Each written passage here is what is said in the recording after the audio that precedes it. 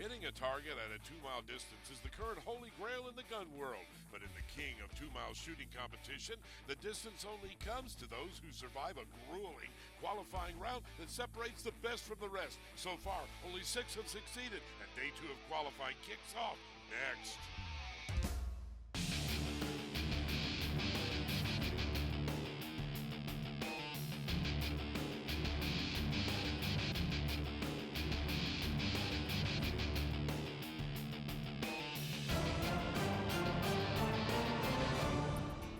Welcome to the King of 2 Miles, presented by Nightforce Optics, coming to you from the NRA Whittington Center in Raton, New Mexico. Hello again, everyone. I'm Ted Jones. Joining me for today's coverage will be our expert analyst, Paul Phillips.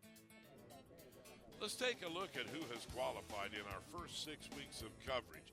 Not necessarily in point order, but in the order in which they qualified. The first guy to make it was Dan Polable.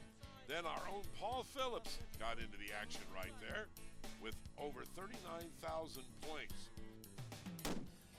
Then the third week of coverage, we had Mitchell Fitzpatrick. He also came in at 37,000 points. Now, the points scored depends on how many rounds they hit at each target. We'll have more on that later in the show. Garrett Fravert also qualified. That was in week number 4. Then in week number 5, this guy, Ronnie Wright, he had the lowest score so far at only 28,410 points, but he is into the finals. Then finally, last week, Duncan Davis made it in with a score of just over 35,000 points. So only 6 are in so far. The point leader, Garrett Fravert, with 39,611. Now let's take a look at the qualifying day format. There are 4 targets. On the first target, you get 5 shots, then only 3 shots on the next 3 targets. There are points scored for each hit. The targets, well, target number 1 is about 1,550 yards. By the way, the first 2 targets are 2 feet by 37 inches. Target 2 is almost a mile at 1,715 yards. Target 3 is over a mile, just over 1,890 yards. And finally, the furthest target is target 4. Those last 2 targets are 30 inches by 37 inches.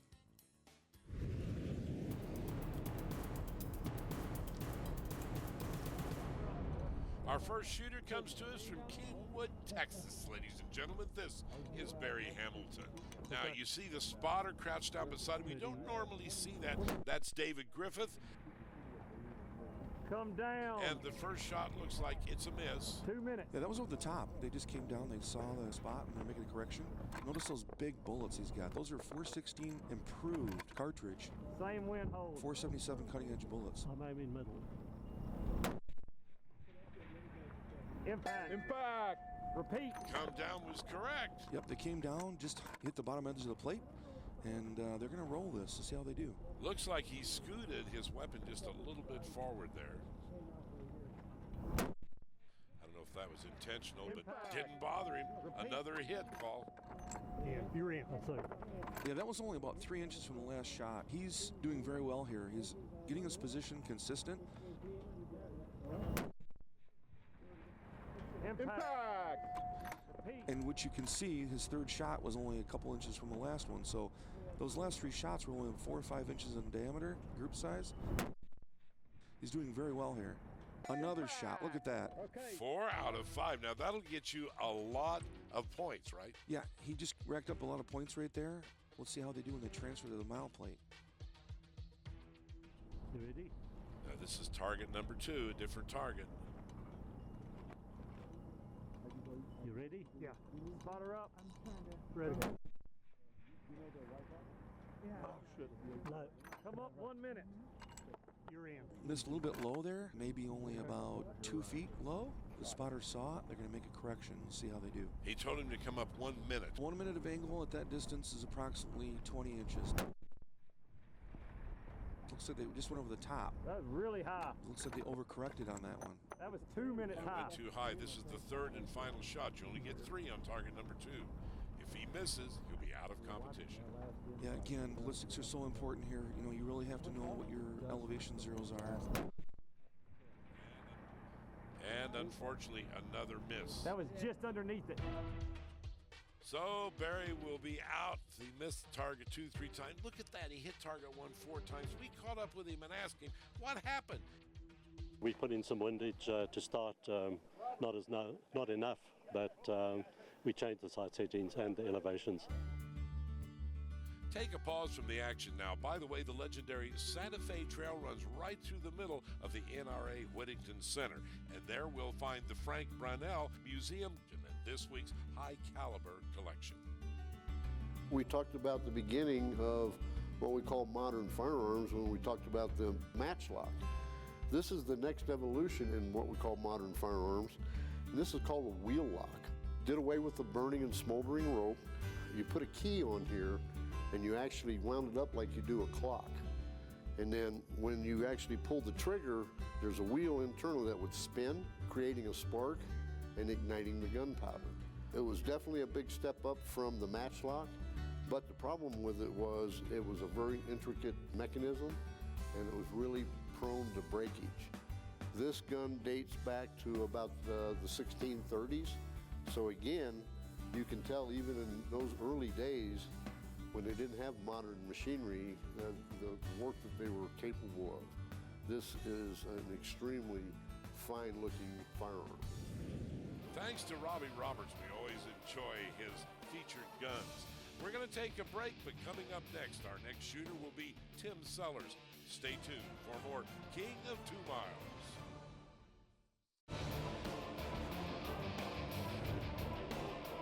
King of 2 Miles is being brought to you by Burger Bullets, the highest levels of precision.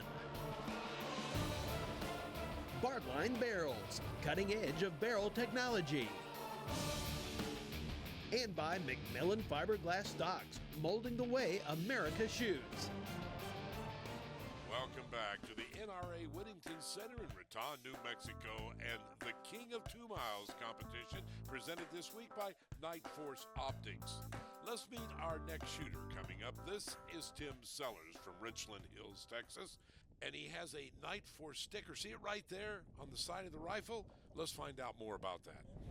The Nightforce scope has been on the last 2 World Championships for the U.S. Rifle Team, where we won gold.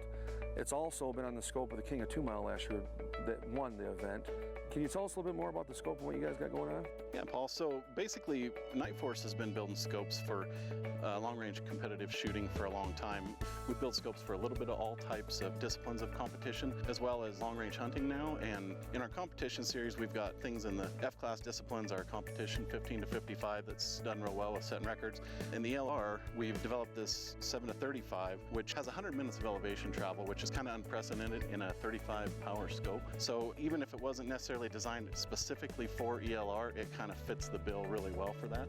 The type of adjustments that you guys need for shooting long range, you need accuracy. You need to be able to repeat back to zero. You're dialing turrets going to several different yardages way out to the extreme of 2 miles now. You need to have that repeatability. You're also involved in military and law enforcement. Can you tell me about that? SWAT teams all across the United States and the law enforcement community utilize Nightforce scopes for quite a few years now. We're not really in infantry currently, but we're very proud to say that we build rifle scopes that help our boys overseas come home safe. Nightforce has been about precision optics for a long time. Our slogan, rugged, reliable, repeatable, we kind of live that. All right, thank you very much, Paul.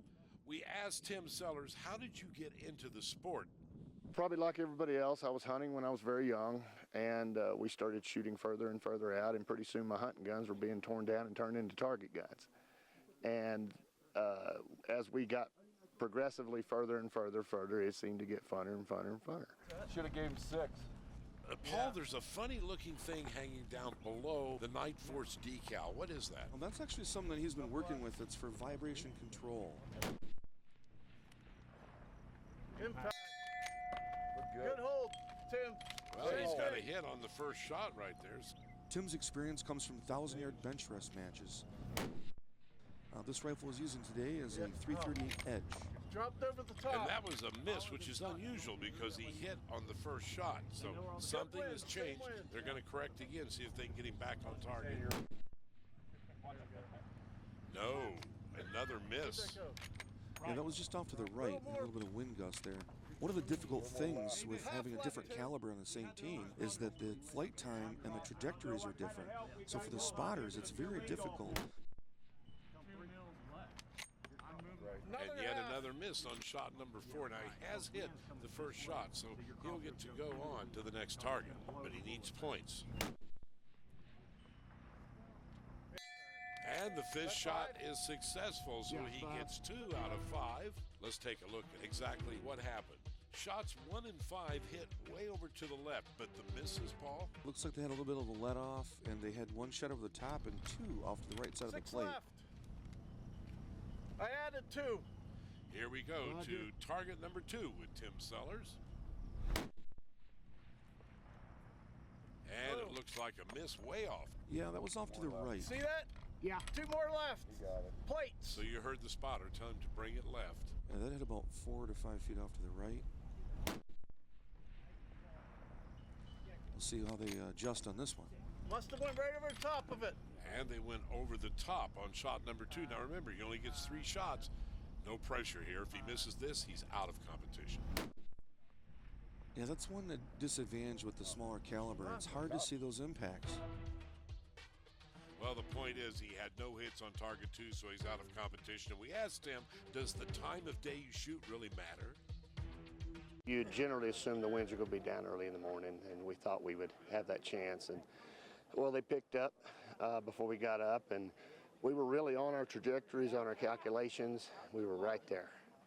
And the cold bore shot was just a foot right, which is a good indicator we're very close to our calculations. And all the wind just kind of pitched us, and when we got to the second target, unfortunately we couldn't see the misses.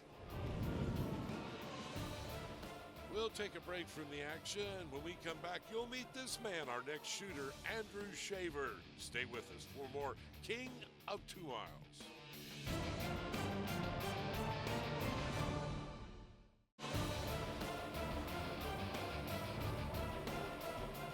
Welcome back to the King of 2 Miles shooting competition presented by Nightforce Optics. Ted Jones, Mike Side with you, joined by our expert analyst, Paul Phillips. Let's meet our next shooter, Andrew Shaver from the Show Me State, Kearney, Missouri. Yeah, Andrew is shooting a 375. He's coming from the Manners company. They're very well versed in accuracy. As you can see, that first shot, he nailed the play almost center mass. Paul, it looks like he's having a problem reloading the rifle. Yeah, it looks like he's we call it a sticky bolt, which means that he probably has a little bit too much powder in his cases, which is causing pressure issue. When we do load development, we like to load our velocities so that, we don't have that sticky bolt. Well, 2 hits right now, so the sticky bolt's not causing him any problem in hitting the target. Impact! There's a 3rd hit. Absolutely, the accuracy's there. He's putting rounds on target. Hopefully this doesn't come to bite him. Yes, 3 shots, 2 more. He has a weapons malfunction because of sticky bolt. It could end his day, but he's rolling them right now. He's looking good. 4 in a row, rolling up those points. Last one, number 5. Yeah, he's on the edge probably for his velocity. High. That would feel good. Wow, a miss, unfortunately. So let's take a look. Well, 4 hits, which is pretty incredible. Most of them right in the middle, but that one miss was way up high. So we go to target number 2 now. Further away, only 3 rounds. That's high, so. A lot of question about how far that bullet goes above the target line of sight. It's called max ordnance. And what that means is how far the bullet travels the maximum distance above the ground before it comes back. Now the distance he's shooting right now, it's about 30 feet. 30 feet above that target before it comes back down. That's incredible. He did hit those, so he will get to move to target 3. Here he goes with the 3rd shot. Also they talk about time of flight. That's about 2.5 seconds at a mile. That's incredible. A little bit low with that 3rd shot. So here's how he's doing so far. Incredible with target 1, 4 out of 5. Target 2, just one hit, but that's all he needs to do this. Go on to target number 3. 1 mil left. Yeah, this is where it gets really critical. You know, you're stretching the distance out. The spotters have to be cognizant of the time of flight. And, well, it looks like he thought he had an impact there, but it's actually just a dust cloud from the rock. Yeah, it was close, though. It wasn't bad at all. Yeah, he's dialed in here. He was close. Hopefully they can make adjustment here and make impact. Having no problem reloading now, by the way. Do their reloading process. Could be just a couple rounds and a little bit bigger that's stuck in his bolt. 1.6. 1.6. Third and final shot in order to stay in competition. No, unfortunately. Yeah, that was good elevation just off to the left. Unfortunately, that's 3 misses, so he's out. Yes, and he did so well on target 1. We caught up with him and asked him what happened with that reloading process. I don't know if that was a high pressure case or something that might have had a little too much powder or something, but I've never had that happen with that gun, so I don't know what exactly that was.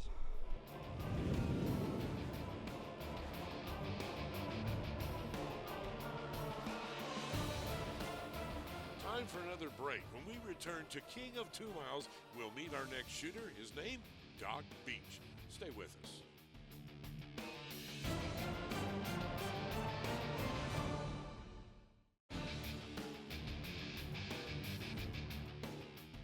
King of 2 Miles is being brought to you by Lone Star Field Products, the world's most precise rifle rest.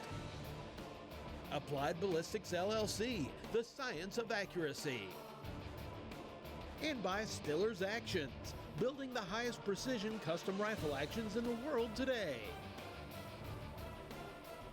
You're watching from the NRA Whittington Center, King of 2 Miles competition, presented this week by Nightforce Optics. Let's meet our next shooter. This gentleman is Doc Beech. Now, he works for Applied Ballistics, so we asked Doc, what exactly is your job with Applied Ballistics? I'm a shooter and a technical engineer. I manage the technology, the ballistic calculators, the Kestrels, the Garmins, the Tequilos, anything that's got a brain in it. I like being a shooter and I like working with the technology, but the whole team aspect is really what's the most fun about it, because when it's rolling and all working together, it makes a huge difference on your success rate. So one might think that he has a little bit of an advantage being a technical engineer for Applied Ballistics. Well, that remains to be seen. Here he is, folks, ready to go after target number 1. And guess who's spotting up there? Yeah, we know that guy, Paul Phillips, our expert analyst. Looks good. And he has a miss. Come up 1 minute on your knob. Now you heard Paul tell him to come up 1 minute. That's going to be about 15 inches at this particular distance. He's having a problem there. He's going to have to try and adjust the weapon. He sent Paul back to get a rod to try and get the cartridge to come out, the shell casing. There it came out. You saw it drop out on the ground. Now he has to readjust the rifle because he's got it all out of kilter the way he had it. Right, Doc. I gotta readjust everything. He'll be ready. This will be shot number 2. All right, same wind? Yeah, center mass. Center mass. Little left. And another miss. I can't tell if he's what we're going on. A little low. Paul talking to the windage coach. I don't know. He's still having a problem right there. What's going on, Doc? Getting the gun to reload, actually unload first, trying to get that spent shell casing out of there. It's not feeding. You got it out. Is it not flipping over the Yeah, it's not feeding. Look what's going on. They're coming out. They're examining the next round. See what the problem is. I have to back off. You call it DNF? Yeah. Okay. DNF? Walter, we're stopping. This ammunition is not safe. All the primers are coming off twisted, burned. Okay. It's okay for you? You want to keep going? Try another? Can I load the other box? Can we go? He's asking permission to use another box of ammo. That particular box has been considered not safe. So he's changing ammunition, Hey, Doc. going to the other box. Top of plate, center mass. Hey, All right. left edge of plate for wind, Doc. It's picked up. Got it. Top left corner. heard the coach tell him what to do, and looks like he's a little bit low on that. The third shot, he's got 2 more remaining. He needs to come up. Is it good? Yeah. Come up a minute of angle on your knob. Come up a minute. Yeah. Left edge? Left edge. Paul's telling him come up about 1 minute. Makes the adjustment. Shot number 4. Once again, he misses. Now the pressure's on. Last shot is 5. He went over the top. And left side. Yeah, hold bottom right-hand corner. Bottom right-hand corner. Paul's telling him to aim at the bottom right-hand corner. Hopefully the shell will get up in the middle at that point.